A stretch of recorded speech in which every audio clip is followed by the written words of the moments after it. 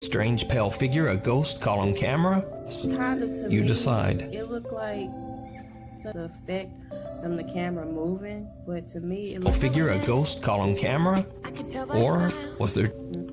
You can watch Zach's full video on his YouTube channel. Oh my gosh, I'm so scared. Eder Hernandez does a little bit of every to a small Mexican fishing village named Bajos de Mimiagua village and built a series of houses where they plan to live. Hey guys, welcome back to my channel, and if you're new, hello, my name is Shanice. I make, kind of scary themed type of videos, so if that's something you're interested in, go ahead and check out my other videos. So today I'm being smart and I'm doing a scary reaction video in the daytime. I'm not doing it at night. My last two videos, I kept recording at nighttime, which I freaked myself out, and then it's like I'm paranoid. Every 5 minutes I'm looking up while I'm in bed. Today, I'm being smart. It is 10 o'clock in the morning, so we're going to be doing this. Today, we will be reacting to one of Lazy Masquerade's video. It's called 5 Deeply Disturbing Reddit Posts. We will not be watching the full video here, so if you want to watch the full video, you will have to go to his channel and watch the video. I will have the video link to his video down in the description below. But let's get to it. Okay.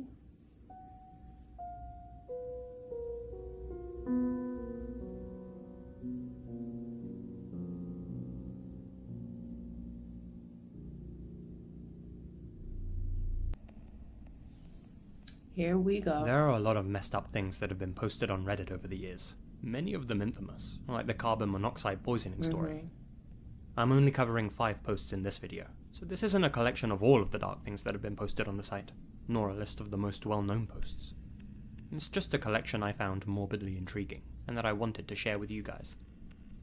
If this upload doesn't feature a post that you'd expect to see in a top 5 creepy Reddit post video, I may not have included it because I've already covered it in a past video, or because I plan to use it in a future one. See, I always see this picture around the internet, and it's creepy to me. Like, is this person wearing a mask or something, or is that really their face? That's creepy. Who in the world goes up to people's houses at night and just stare all up in the doorbells? Or like, that's weird. Please close the curtains, turn off the lights, settle down, and let's disturb ourselves with a handful of sinister Reddit posts.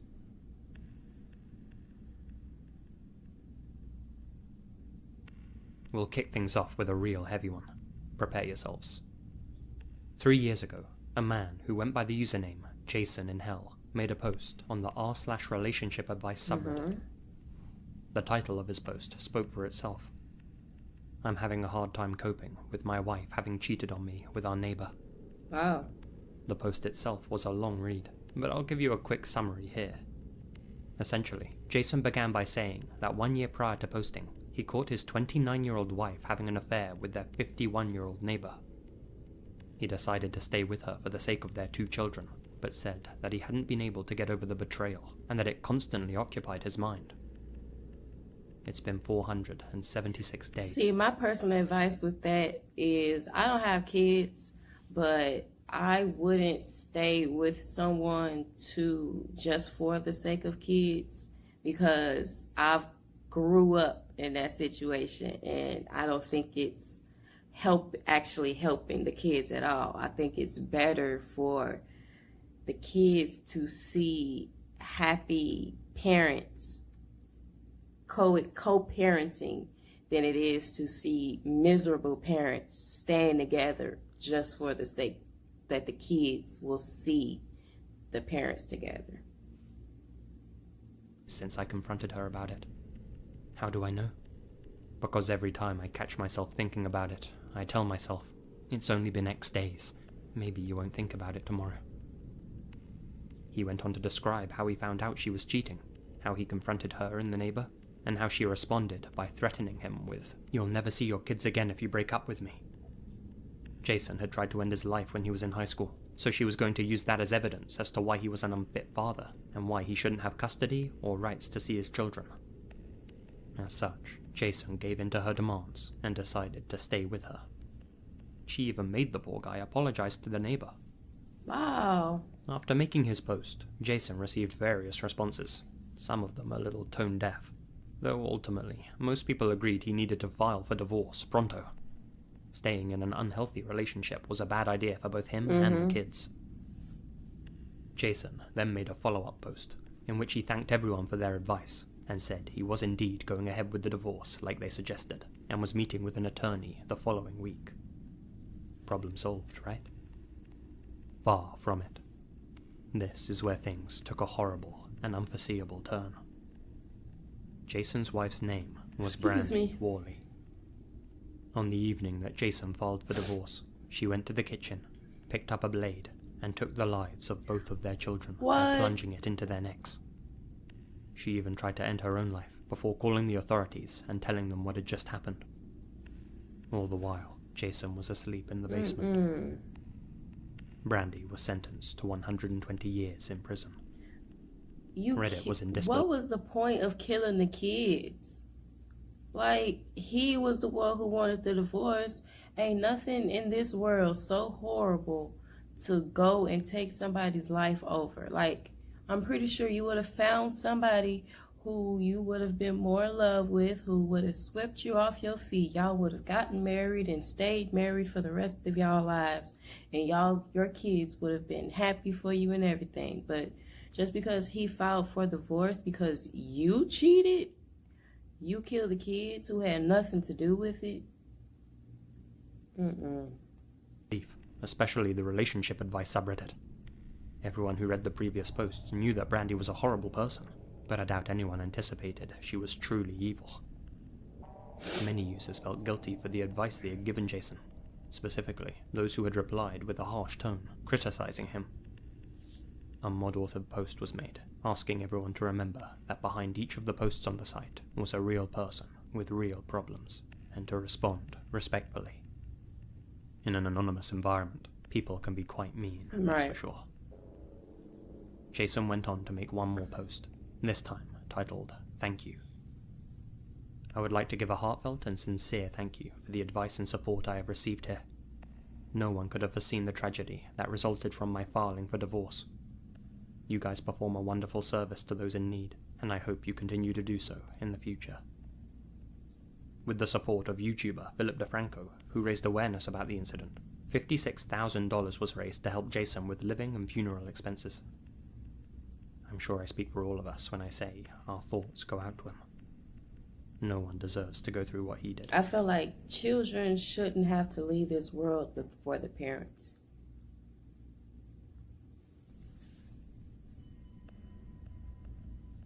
"5 years ago, Reddit user Larry Gilger made a post on a thread titled, "What was the scariest or creepiest thing that ever happened to you?" Relatively unnoticed, I think my only allergies reaching are starting. 3.6k upvotes. But one of the posts in particular stuck in the minds of the people who read it at the time, and even today, it gets cited as one of the creepiest experiences shared by any user on the site. It comes from a user who has since deleted their account, and is a cautionary tale of the highest order. Years ago, I went on a cross-country trip, solo, to a family reunion. I was supposed to make it to a friend's house, but there was horrible weather, so it was slow moving. Then a terrible accident happened just ahead of me, and I was stuck for quite a while. All told, I was 5 hours behind schedule. I was exhausted, in need of a bathroom and a shower, so I pulled into a little motel off a fairly back state road. It was obviously small and dirty, but it would work in a pinch. There was a window to the outside where check-in was. The guy there eyed me up, I was then a college-age girl, and asked me if I was traveling alone. I went to hand him my ID and credit card, but he insisted on cash only. Red flags were going off at this point, but I scrounged together just enough cash, and he tossed me the key. The room was dirty, barely bigger than the bed. The first thing I've always thought, places like hotels, if the only thing that they're asking for is cash only. And again, this is just, my paranoid mind. But I feel like places like hotels, if the only thing that they want from you is cash, that's a place that is either helping, like, is used to helping people stay under the radar. Basically, there's no signs that they was there, because with cards there's a transaction history, so you use it there in your bank account, it shows what you used it for. But cash, there's no trace. Or there's other thing is the hotel people or person may be up to something, so they might not want there to be a trace that you was there. So if you use cash only, there's no trace that you was there. But that's just me being paranoid. I did was go to the bathroom. Then I flipped up the mattress. Dirty, signs of bed bugs. A moment later, I spied a cockroach. I would have been gone. That was it. Yep. I was out. I decided I would use the parking space at least, and sleep in the back trunk hatch of my SUV. I curled up, using a suitcase for a pillow and random First of all, I clothes. would have got my refund, because I spent money to spend a night there. I ain't spending the night in there. No. Give me my money. Run me my coins, sir. A blanket and fell asleep for an hour. I woke up, aware of someone talking on a phone outside, and glanced out to see the guy from check-in standing outside. It was now around 3 a.m. He finished up his call, then walked quietly over to my room, unlocked the door, and walked in. The lights didn't turn on, and a minute or two later, he came back out, slamming the door behind him and cursing, with another guy. I hadn't seen two guys enter, so I still don't know where he came from. They angrily talked for a moment. Then, check-in guy walked over to my SUV. I covered up my head quickly with a shirt. After he tried the locked door, he peered into the back seat, but between my tinted windows and blending into the general mess, he didn't notice me in the hatch.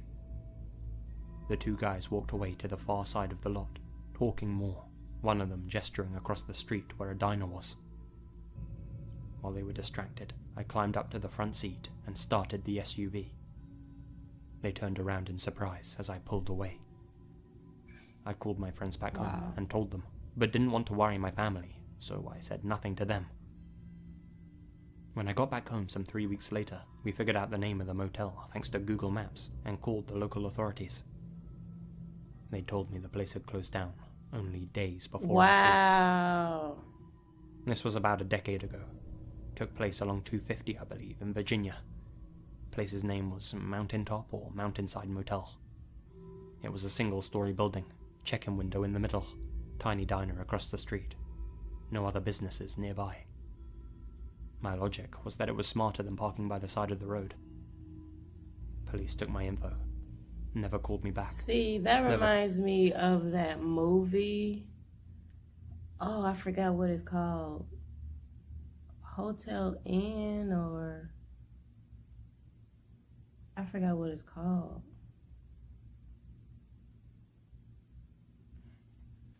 Once I'm able to figure out, I'll probably post a screenshot of it or something. But it reminds me of that movie where, the people went to the hotel, and I don't know if the hotel was actually, closed down, or the people there was just, making snuff movies on the low with every guest that came, because as soon as this couple checked in, it's like that's when they started getting attacked by people. So that reminded me of that movie. Found out anything from web searches immediately afterwards either. These sorts of threads always get great responses, but I had to pick one to show you guys. So, there you have it. I'm checking the time because my phone I have 31 minutes worth of recording that I can do. So I'm making sure I don't get close to it. Always keep your wits about you, especially if you stop at a dodgy motel in the middle of nowhere.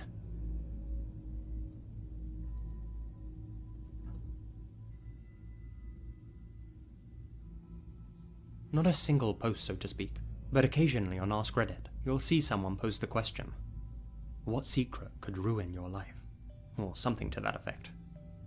These threads always garner an interesting range of responses. Although a lot of the replies are light-hearted and in the spirit of good fun, others are more disturbing, and some even sinister. 3 years ago, one of these what secret could ruin your life threads was started by user This Is a Throwaway 23. A relevant username, since pretty much everyone who makes a wild confession on the website makes a new account to do so. A throwaway account. They don't want anyone they know tracing their post back to them after all. Not on a thread like this at least. Some of the replies might make you crack a smile, like VR6's post. I get paid a 6-figure salary for a standard 40-hour-a-week corporate job for a massive well-known company. In a given week, I do maybe an hour of actual work. The rest of the time, I'm on Reddit or YouTube slacking off. I thought when I got this job that eventually someone would figure out I don't do anything all day. But here I am, 14 years later, still doing fuck all and getting paid a lot. Wow. Some of the replies, however, are from users They who all clearly must need a way to get not be things off their doing chest nothing if they didn't and use their notice. throwaway accounts to confess their deepest secrets to strangers. A few of them are so bad that I can't actually read them here, not without upsetting Papa YouTube at least, but I'll read a handful of some interesting ones now. A while back, I was cheating on my wife with a coworker. It went on for months, and I never really cared for the woman I was cheating with. She was super hot though. After a while, my coworker started getting really crazy and threatened to tell my wife, whom I had a child with and a baby on the way, about everything. Obviously, I kept trying to cut things off because I realized I was making a mistake. She lost it one night and was freaking out and texting me, telling me she was going to come to my house. A drunk driver hit her. She died instantly. Wow. No one knows I was having an Whoa. affair, and my family went to her funeral. I cut off all contact with everyone I know and moved to Kenya. I tell people a fake name and a fake background, and have made it appear to my family that I died on a boat trip in the Pacific. No, I am not joking. I am dead in the United States. When I was about 5 years old, my sister, who was 2, and I were in the backyard in a kiddie pool. When my mum went inside, I attempted to drown my sister. After I saw her lifeless, I realized that it was a big mistake, pulled her out of the pool, and called for my mum. Luckily, she knew CPR, and she was life-flighted to the hospital. My mum thanked me for saving her, for pulling her out of the pool. Next week was my birthday. The police, firefighters, paramedics, they all came to my house to give me gifts and celebrate my birthday. To this day, 20 years later, I still think about it. I remember the day so vividly. Not a soul knows the truth. That I'm in love with my best friend, not my husband. Secrets like that, and so on and so forth. What makes threads like this so disturbing is the realization that so many people, normal, everyday folk, harbor some pretty dark secrets that they don't share with anybody. And these are just the ones that people are comfortable to admit. Who knows what other things go unsaid? Maybe your close friends, or family members, or life partners are hiding a huge secret from you that would completely alter how you saw. So this one says, 2.5 years ago, I was in dire financial straits, so I sold my home to keep my struggling business afloat. I neglected to tell the owners that they have an 800 square foot bunker on the property that I built about 7 years ago. The bunker that I've called home since I sold it. The entrance to it is well hidden, but I still come and go very early, very late in the day. I am a single man who keeps to himself. I'm now in a situation where I could move somewhere else, but I love this hidden paradise so much. Wow. Okay. Oh, sorry about the background noise. I guess they're, mowing the grass or whatever, so I can't help it. For them. Perhaps something so bad that it would ruin your relationship with them, or even your entire life. Perhaps you're even hiding something like that yourself. How much do we really know about the people around us? Heck, even the people closest to us. Thoughts like that sometimes lead me to ask myself, is it better to face reality and hear a dark truth, even one that could uproot your entire world and change everything, in the knowledge that at least you know what's real in your life? Or is it better to go on living a lie in blissful ignorance? What do you think? I don't know. But that's the end of my video. So I will have the link down in the description below. So I will catch you guys in my next video. Peace.